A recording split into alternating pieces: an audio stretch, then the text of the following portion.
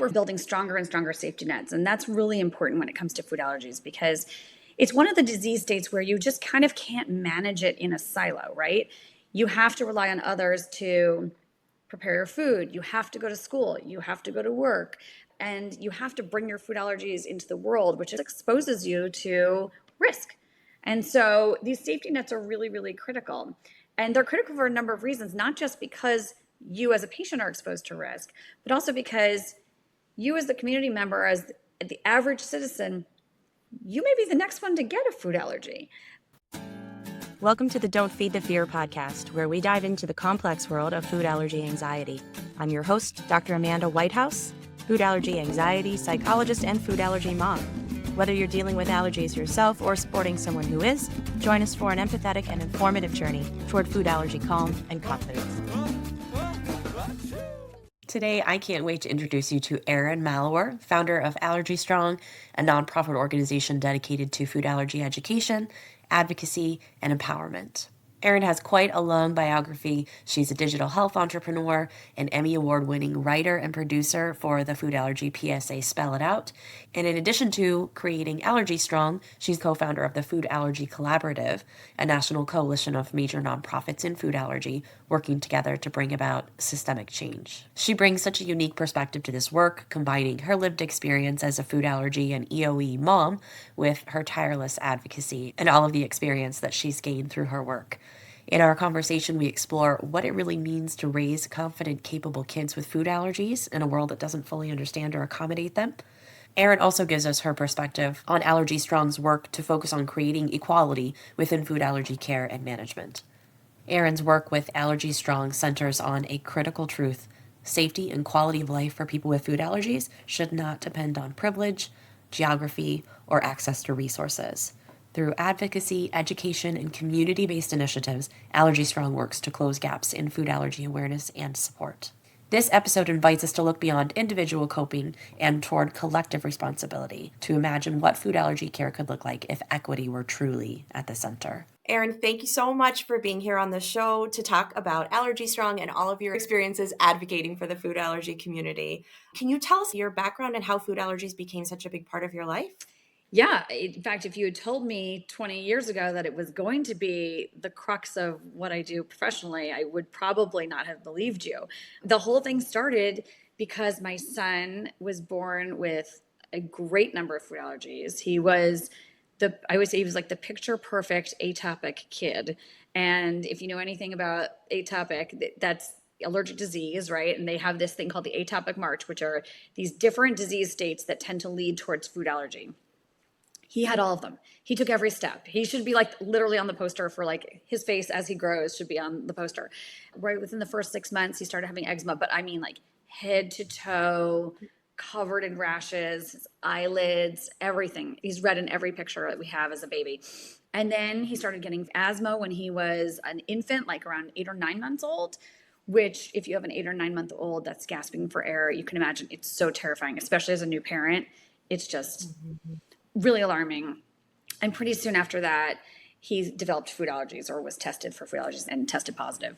And since then has developed EOE, and we like to keep it rolling. We like to really embody the whole thing. So it was then on your toast. Yeah, exactly. But it was because of all of these diagnoses kind of coming back to back to back, and not having grown up with a lot of people, like most of us didn't know a lot of people growing up with food allergies, that when we were given this diagnosis and we were told that he was allergic to 9 or 10 different common foods, it was a huge whammy of a diagnosis, of a phone call to get. Essentially, we were told he's allergic to all these foods plus some environmental things that are common in your house, and you need to go see an allergist and pick up an EpiPen. See you soon. Click.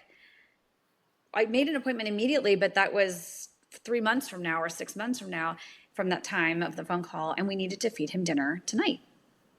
And what do you feed him? And so there was the immediate challenges in front of us, and I think we all face this with food allergies, right? It's not just a once in a while thing. It's 3 to 5 or more times a day that we face these points of decision about food allergies. So it became apparent right away that we really needed information. This was before the time that FARE and most of the nonprofits existed or were present on the internet.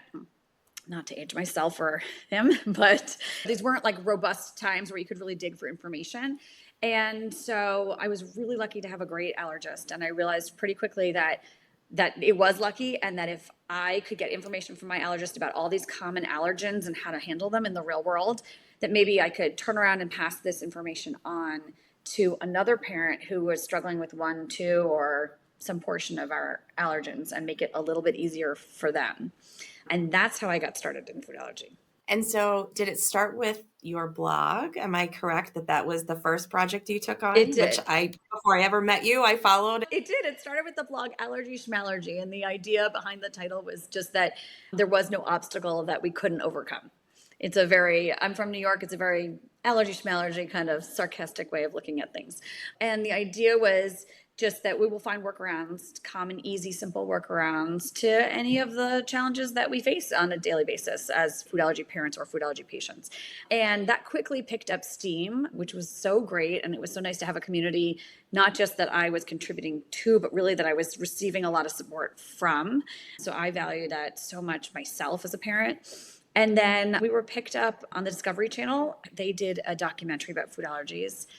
And pretty soon after that, we started looking at food allergies in a different way as well as a family, and started Allergy Strong, which focuses on underserved populations living with food allergies. And Allergy Strong was born directly out of my son's sweet 7-year-old inquiry. We were volunteering at a soup kitchen and food pantry, and we were stacking the shelves with cans, but there was the soup kitchen sitting there, and I really wanted him to understand the value of the work he was doing. I was explaining that there are some families that come here and they might need these services, some from time to time.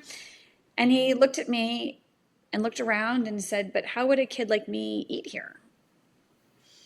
And I didn't really have a good answer for him, honestly. There was a lot of peanut butter on the shelves. There was a lot of gluten-filled pasta going on the shelves, and dairy-based things. And no, I wasn't sure how a kid like him would eat well. And I did some research. And again, this was before. Now there's a great amount of research that's out there, but this was before all that. And this sort of scant research that was available showed that families were not handling this well. They were making very, very difficult choices. There were examples of parents deciding what child to feed for the meal that day, or whether to feed their child their allergens so that they had some kind of nutrition, even though they knew it would make them sick and maybe risk a reaction. And it wasn't great. It wasn't great. And so we decided to start Allergy Strong just to start tackling the problem.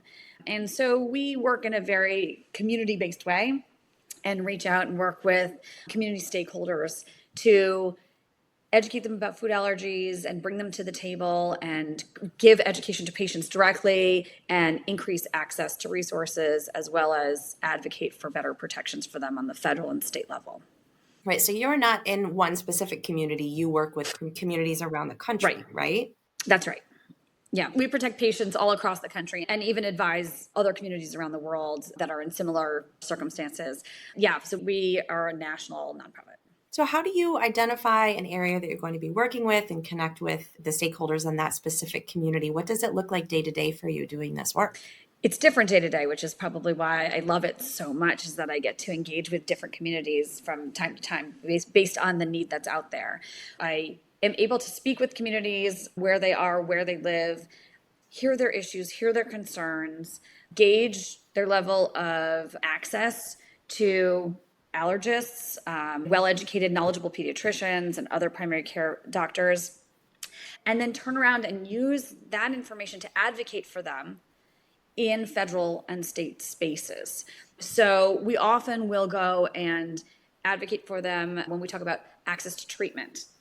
We did this when Palforzia was up for approval, and we stood there and made sure that they considered the cost aspect of Palforzia as much as possible, and that the need for this in all communities and how to get it there, and that hopefully moved the needle a little bit for the FDA at the time. We'll do this on Capitol Hill, and we'll do this in other federal spaces when necessary, and just make sure that this aspect is always being thought of when we're crafting policies and bills and laws. And when possible, I try to connect the communities that I'm interacting with the resources that are available nearby or elsewhere, to try to just increase what they have access to and sort of make sure everyone's protected where they live. Everyone deserves the right to the same education and knowledge and resources that we all have to protect our kids. Hopefully everyone in the community understands that there is a lot of inequality. There are a lot of underserved populations in terms of diagnoses and the incidence of disease. And you know this better than I do. So can you explain that to people and help them understand who is underserved? Where are the inequities that we need to be addressing? Yeah, and I think underserved communities, I probably use it in a broader sense than might be traditional in other areas of like nonprofit work. But there are racial inequities, racial disparities when it comes to food allergies. Studies have shown that children that are Black, Hispanic, they have higher rates of food allergies than their white counterparts. We see that some groups have more frequent reactions. For example, Black Americans have more severe reactions, actually. And so we're investigating why, because it's not necessarily physiological, it's likely due to some other aspect and things that we can address outside of the clinic space, or we hope to address outside the clinic space. We also see inequities in terms of income. So there's an income disparity, and lower income patients are paying a lot more for their allergy care annually than their higher income counterparts. We know that they are using emergency rooms more frequently than their higher income counterparts, which likely means they're not getting the information or education they need about preventive care.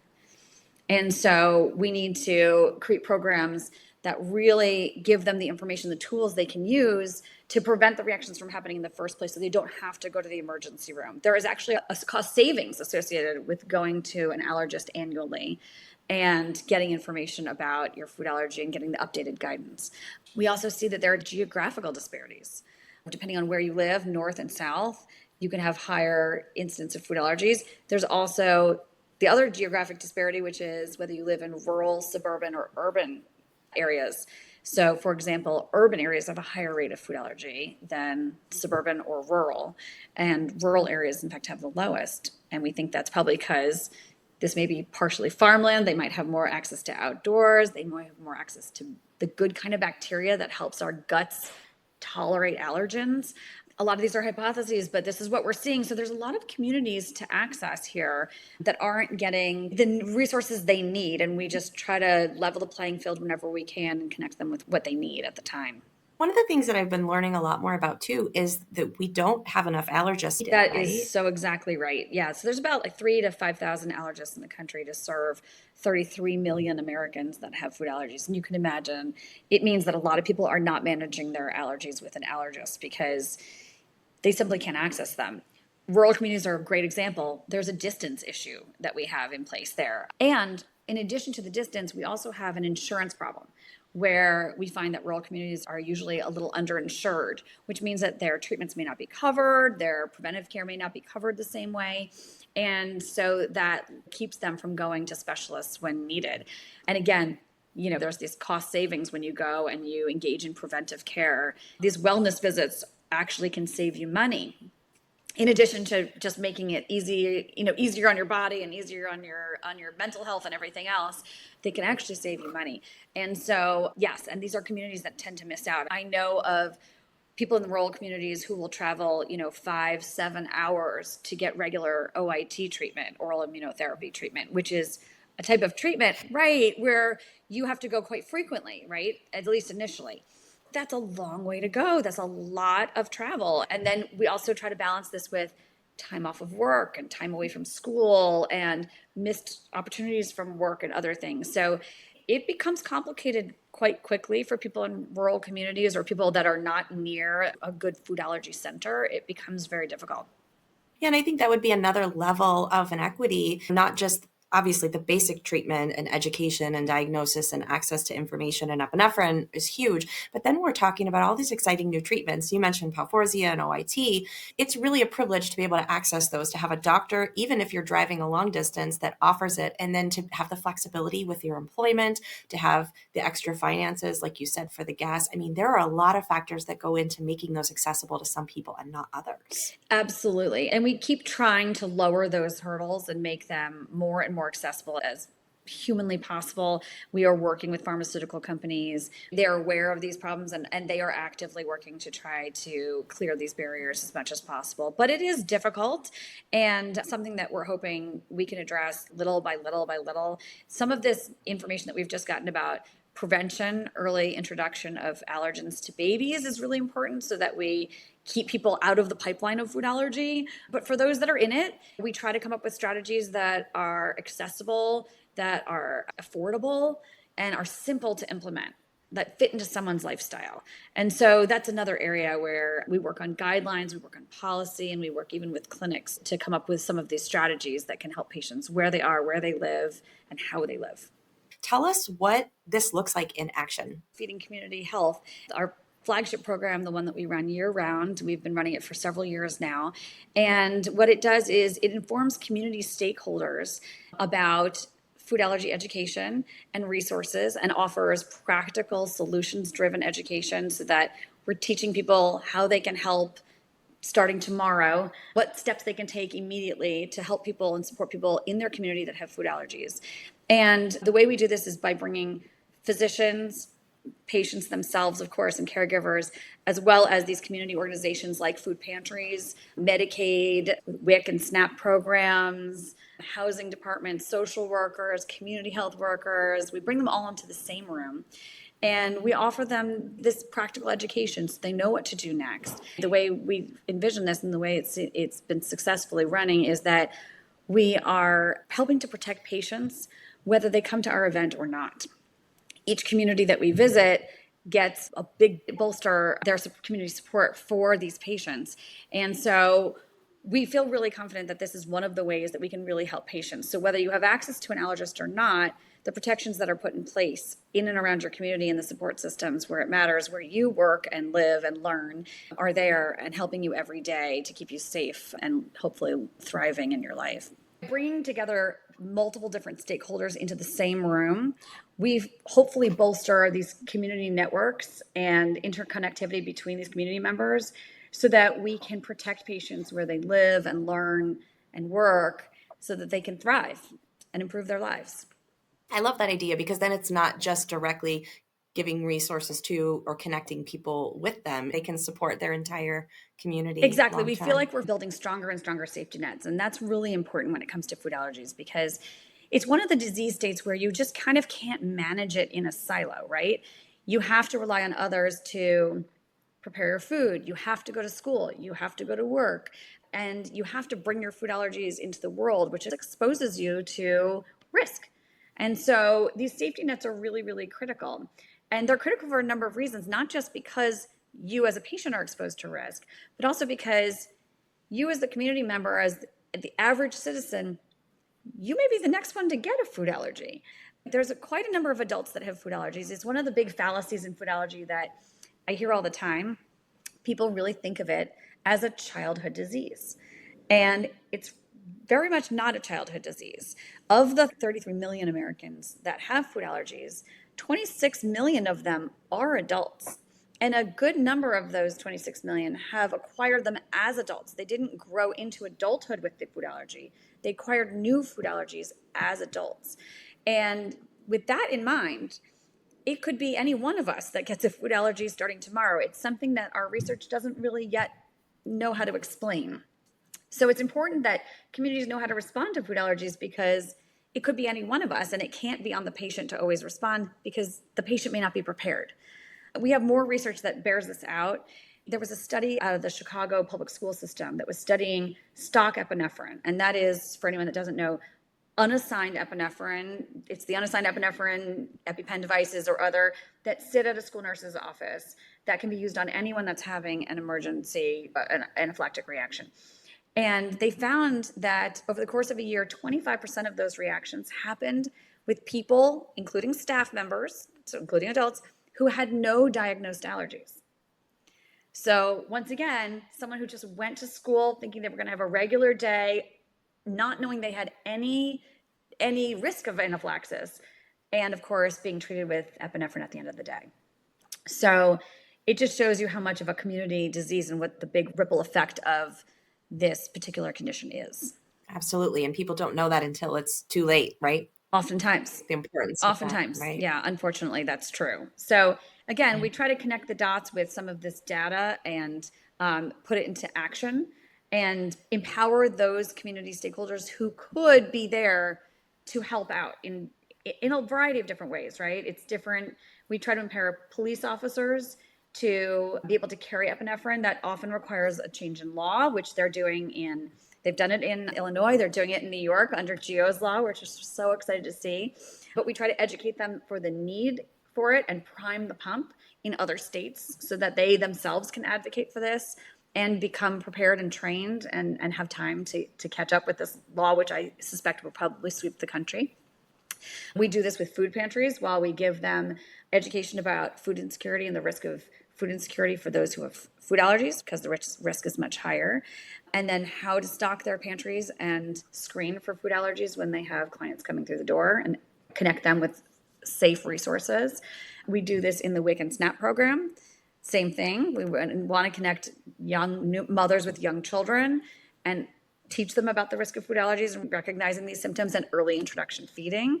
So there's a lot of ways that this takes shape, and it's a little different in every sort of community with every issue, but we try to bolster the education and resources that these community members have at their disposal and connect them to other resources locally so that they can help each other. If the school nurse sees someone who has food insecure, she knows which food pantry to send that family to that will have the resources they need. Those kinds of examples are really important. That's amazing. And you're touching on so many of the things that need to change that we're hopeful about. Like you're saying, this is going to sweep the country. They're no brainers, right? These changes benefiting Yeah. everyone, benefiting whole communities. With as much experience as you have with this, I would love to know what you think still needs to happen. What are the biggest barriers that we need to address legislatively, socially, culturally? There are a lot of changes that need to happen. I think that we need restaurants to come on board a little bit more with supporting people with food allergies. We are really faithful, loyal diners. So in whatever way that they can be supportive of people with food allergies, I just encourage any restaurant staff or restaurateurs to be thinking about that moving into the future. So that's one big way. We are 10% of everyone that you see walking through your door, 10% of every venue you go to, 10% of every baseball stadium you're in, every concert venue, everywhere. That's not a small number. And so I really would love people to be thinking about that as they go through their job and how just little ways they can make things easier and just become better educated about it. So that's one of those things. I would like to see air travel get a lot easier. There's some common sense things that just need to be done. We've got the right person on the job. Thanks, Leanne. This is sort of a lofty goal of mine. We need to do better on treatment. Our treatments that are out there are really protecting people, and that's really important. And we need to make sure that they are offered to as many people as we can to protect them. So that's another area of interest of mine, is to make sure that good research gets to the patient. Mm-hmm. What do you think are the barriers to that, to the information reaching the people who need it and the access? It is quite a challenge. I mean, this is a complicated disease state. Immunology is not for the faint of heart. I leave it to the allergist to explain why, but our immune system is an incredibly complicated system. And so I think we are just always learning more. It is fascinating in that regard, but it also makes it really hard to communicate those things to the patient. The other thing that's very hard when it comes to the information is it gets confusing pretty quickly, in that my food allergy, you and I could be allergic to the exact same things. And my food allergy could be completely different than yours. And my lifestyle might be completely different than yours, even though we're both allergic to, say, peanuts or dairy. And that can be very confusing to people, not just to those of us who have food allergies, although it's very confusing to people who have food allergies. But really, it's a confusing message also to, again, the community that's trying to support us. Because they often say, well, they can eat something that says may contain, or that person's allergic to dairy, but look, they're eating that cupcake because it has butter in it. You're fine. You'll be fine. Right. They aren't receptive to your unique situation. Right. And everyone's allergy really is unique to them. It makes it complicated when we're communicating these big educational initiatives. And the other thing is, look, many of us are really tuned into this topic and we read about it all the time, but a lot of people just sort of want it to go away. And I wouldn't at all blame them. It's something that, of course, you just want to live your life and get on with it. And so they may not be reading the research that's coming out unless it hits the big news outlets, and they may not know sort of what's coming down the pike or the best practices. And again, that's where seeing an allergist on a regular basis would really, really help. Finding a doctor that really gets your condition is really important, and shopping around for that doctor is okay. And even, I would say, even recommended. Absolutely. Even if you land back where you started, just to Absolutely. know what your options are and feel like you really thoroughly made the decision that's the best fit for you or for your Absolutely. family. That's a good point. Yeah. So you touched on something earlier that I want to come back to, which is obviously the huge mental health and social emotional impact of allergies. It's stressful for all of us, particularly those who are facing these inequities. Talk to me about what you've seen and what you've learned from that angle and what you think would be more helpful. Well, I'm glad you brought that up. Listen, again, it's a struggle for everyone. I mean, I think everyone could do better with their mental health. I think the resources that you all provide as mental health professionals is like so valuable, and I'm so grateful for all of it. That said, some of these like lower income communities or some of the communities of color, some of them just have bigger fish to fry right now, and they face several different challenges when it comes to managing their food allergies. One is in some communities, there's a cultural challenge to it, where there are some communities that don't really regard food allergies as a big deal. They have a different approach to it, or back in their home country of their mother or their grandmother or themselves, they would handle it very differently. And so the approach can be very different. Study shows that when you're born in a different country and you come to a westernized country, you are more prone to develop a food allergy. So it makes it really challenging for particularly cultures that have generational sort of integration. It makes it really hard for the older generations to manage the younger ones because it's even more foreign than it is here. So that's one of those aspects. Another aspect that we find is that sometimes in certain cultures, someone's food allergy excludes them from the culture. An example of this would be in a lot of Asian cultures, if you're allergic to soy or sesame, it becomes very difficult to eat, especially at holidays. And then what do you do? Right. And there's many cultures that are like this. And so you're excluded from either a cultural event, a family event, or a religious event. And so it becomes an issue that is more than your maintenance, your daily food maintenance. That's another area I think that's a problem. And then with some low income communities, this just isn't their biggest problem. They're worried about paying the rent. They're worrying about buying the groceries. They're worried about physical safety. All of this plays a role. These are different social determinants of health in that way. And overcoming them is really challenging. I sort of throw it back to you and say, what are some of the strategies for reaching these patients? Because there's also sometimes not access to mental health professionals there. So, yeah, I think podcasts like this and getting communication out on social media is a great way to consume some of that mental health information that is helpful. But it's very hard. It needs to be very strategy driven, and it needs to fit in the lifestyle. And it's a major challenge.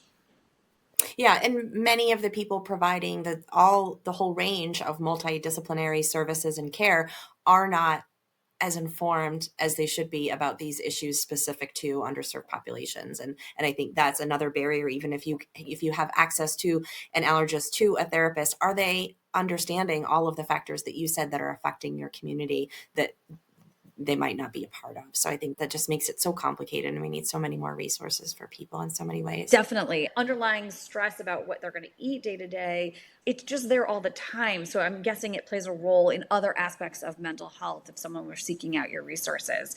So I definitely encourage anyone that can to just spend a little time getting to know these disease states and social determinants of health, because they do affect quite a lot of people.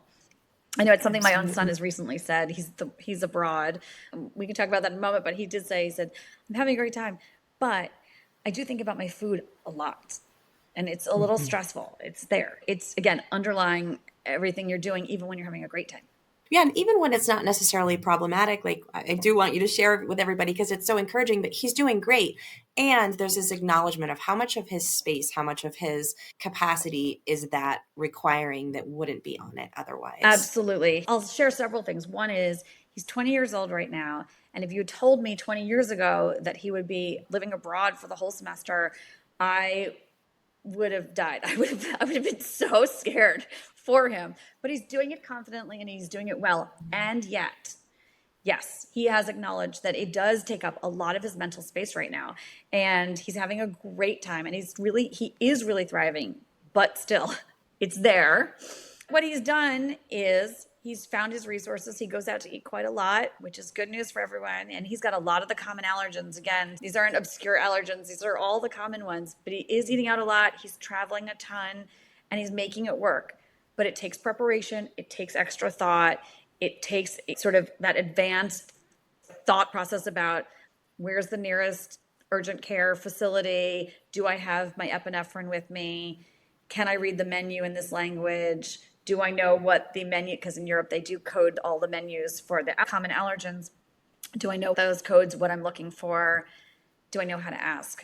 He has to really think about that on a day-to-day basis, but he's doing it. And so while it is stressful and an underlying part of his experience right now, I also think the flip side is that he's really become very confident about this. And I think he's very proud of overcoming this mental hurdle of going and the challenge of being there and adapting to not just one culture, but now multiple cultures based on where he is every couple of weekends.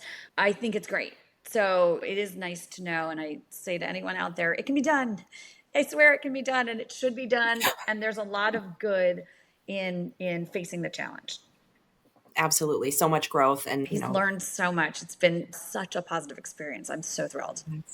That's awesome. For those of us who are still in that, it's so hard to imagine that ever being possible. What do you think are the biggest things that made this a success, that helped to prepare him, that you did or that you saw him do on his own to get him to be able to do this so successfully? Well, I think there's a lot of things. I think that we approach this particular challenge rather than approach it with fear, we approached it with like can do. And there's news stories and reports and articles of things that didn't go well, but we focused on what could go well, where his resources were, how to be prepared, and we practiced a little bit. We looked at menus, we looked at the coding. They code their allergens on menus, as I said, by number. So we kind of worked that out. We sent him some advanced resources so when he landed, he knew where he could go. We looked up, it's not healthy, but is the McDonald's manufactured the same way? You can find McDonald's in most countries. So we kind of played out a few scenarios and that really helped. And you can ask for accommodations too. He has an apartment that has a kitchen, which he uses very frequently. We talked to people that also had an allergy that went abroad. That's great. It just shows you it can be done. But I think approaching it with like this, it's a challenge to overcome rather than it's a brick wall. It was really helpful. We went there with like a positive attitude and like a venturous spirit. That helped a lot. But there are other kinds of conversations that if you have younger kids that are difficult, and those are always interesting. Like talking to your children about kissing. As it turns out, kids don't really like talking about that stuff with their parents. Shocking. Or talking about alcohol and parties and things that can really trip up food allergy management later on. And so you'll know when the right time to talk about it is when it's on your brain. They might, when they're still a little bit young for it, but it's on your brain. That's basically the right time. A little earlier than you think you need it before they're doing it is the right time so that they, again, are prepared and have the tools. And I know even with my son, even for going abroad, we talked about like, what can you say? Not just foreign language, but like even in English, what can you say to say no to certain things? What kind of positions might you be put in or situations might you be put in where all your friends are going out and it's late at night and they want to grab this to eat and you're still hungry, but you can't eat there. How do you manage that with your friends, your new friends? Just practicing those scenarios was really helpful then and now. So we kind of took the tools from then and brought them to now.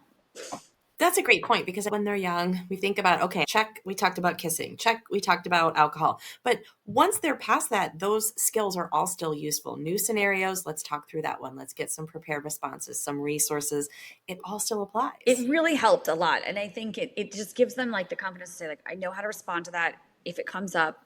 And there have been many times where those kind of scenarios have come up. And my son will write me like, we did it just like we practiced. Done. Like it was so easy. And it's great because he feels protected and not ostracized. You have time to practice it so you don't fumble in the moment and think through really what you need in any moment. And sometimes his improvisation was better than what we practiced, and that's great. That's great. So he's used that a bit on this trip as well, where he needs something different than what this group is doing. Especially when you're abroad, you tend to function in groups a little bit more. And so his requirements are different than everybody else's. And he needs to advocate for himself and be confident about that. And it helped to have a little practice. Yeah, that's so encouraging. Thank you so much for being willing to share that. And I'm so glad he's having so much fun over He there. really is. He's having a great time. A great time. It's really, I'm so thrilled that he gets to have these stories and experience the culture of being somewhere else and being a place that's vastly different than here. I think that's so important. And he said something that I think was so great, and it's a great thing to think about. He's in Central Europe, and he said, "So I won't eat goulash. That's not what I need from this experience, is to come back and love goulash. I need to understand what this part of the world's about and how the people interact with each other." And he's using the language and trying a different transit system, and all these things have given him so much confidence. It really thrills me. Every news story I get, I'm just like gobbling up, and just, it warms my heart. It makes me so thrilled. Well, you talked about your can-do attitude, and obviously that has rubbed off on him, and he's maximizing that as he's having this experience. But I mean, I'm so impressed with you. Thank you so much for all you've done and facing this huge problem that affects our community.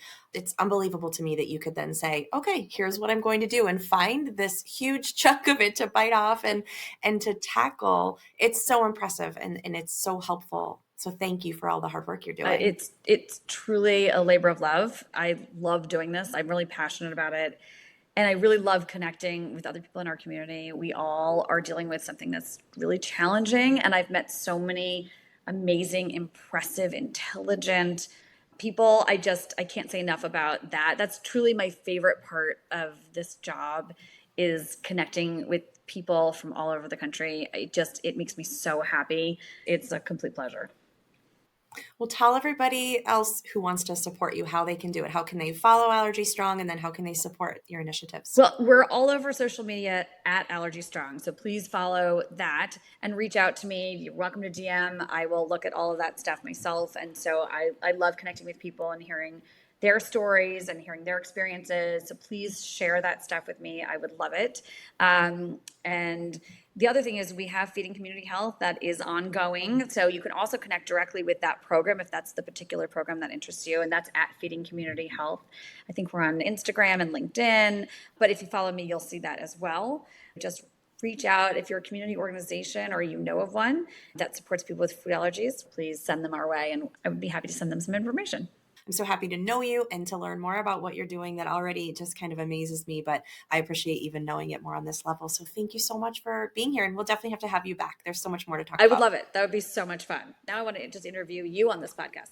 You can do that too. Your podcast interview. Wonderful. Thanks for being here.